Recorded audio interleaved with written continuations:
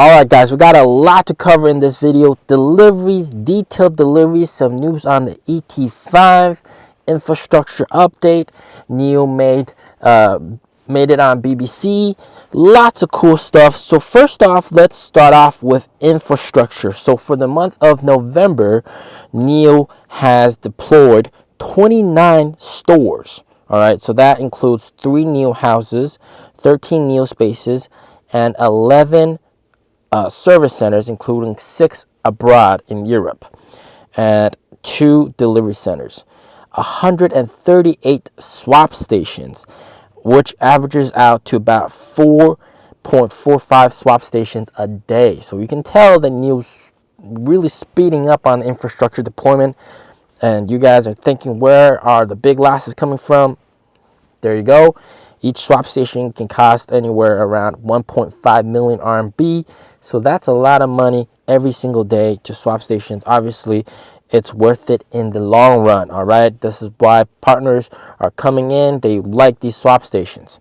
127 in the month, 127 charging stations in the month of November, including 2 abroad. So that comes out to about 4 charging stations per day as well. So every day there's about 4.5 swap stations and 4 charging stations that go online.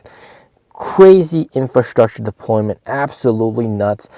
There's no other auto company here in China that has as much infrastructure as NIO. NIO is the infrastructure king in terms of EV companies or any other company. All right. Now we've got to talk about deliveries. All right. Deliveries for the month of November, 15,959. That is up 12.6% year over year, down slightly month over month, just a tiny bit. Last month we got 16,074, so just down a little tiny bit. What's really important that NIO wants you to focus on is between January and November, the total cumulative deliveries were 142,026 vehicles, which is up 33.1% compared to last year. So cumulatively, they've delivered a lot more vehicles. All right, that's the key focus. Now, let's talk about detailed deliveries, because every Friday I also post these detailed insurance registrations from the week before, and we can see which vehicle models are doing good, which vehicle models are doing bad, how is NIO doing relative to the competitors, and this is all very interesting, important data. So for the 4th week of November, which is last week, from November 20th to November 26th, these 7 days, NIO delivered 1,138 ES6s, which is down 51 vehicles from the week before, down 399 vehicles from the same time last month, which equates to a negative 25.9% decrease month over month compared to the same time last month. Not so encouraging. We'll see what the chart looks like later. ET5 delivered 1,131 vehicles last week, which is up 226 from the week before, but down 89 from the same time last month, and that's down 7% from the same time last month. And then ES8 deliveries. This is very interesting. I had to double check this to make sure I was not going blind or I wasn't seeing the wrong numbers. They delivered 264 last week, which is down 107 from the week before, and down a whopping 402 from the same time last month, which is down 60% from the same time last month.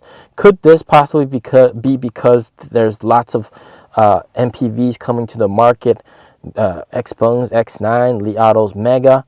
I can't say for sure, but 60% decline versus the same time last month in terms of deliveries for the ES8. That's something that raises my eyebrow. All right, moving on. We got the 777, 130 delivered, up 6 from the week before and down 47 from the same time last month, down 26%. It seems like a lot, but it's actually 777 doesn't really do much. All right.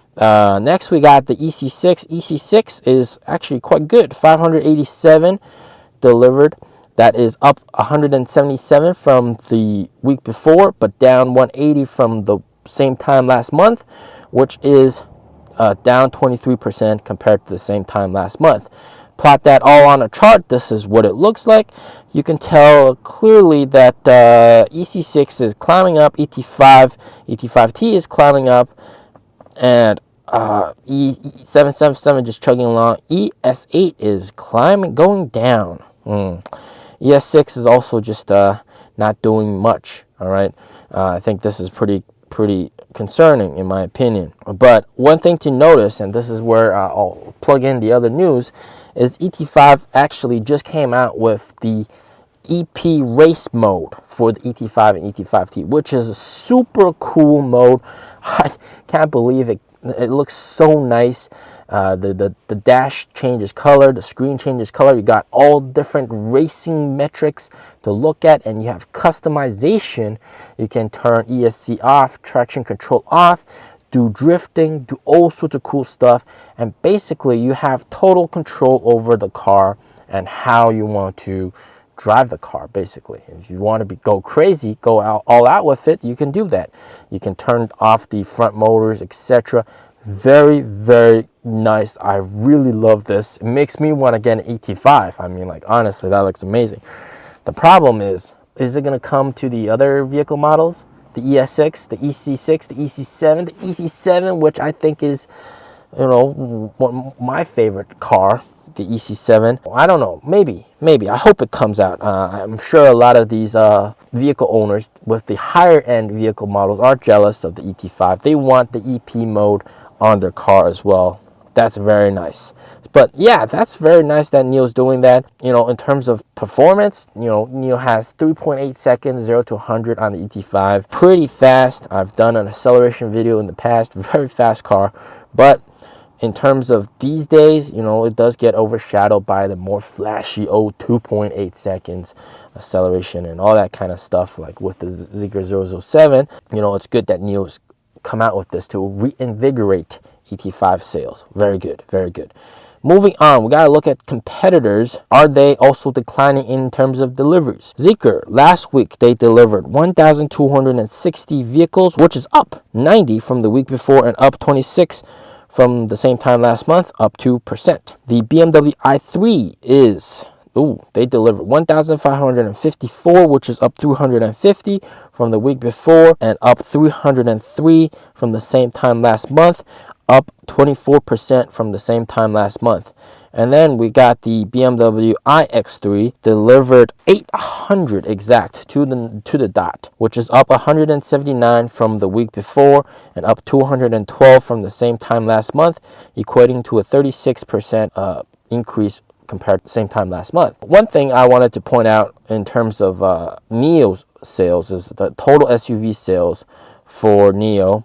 So EC6 plus ES6 actually saw a good increase at 1,725 total for the last week, and that is up 126 from the week before. So pretty good to see total SUV sales increase as well. Very good. Now plot everything on a chart. You will see that, boom, man. All right.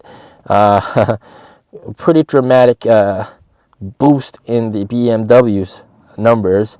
Zeekr, and then after that ES6, NIO ET5, ET5T, BMW iX3, EC6, ES8, and 777.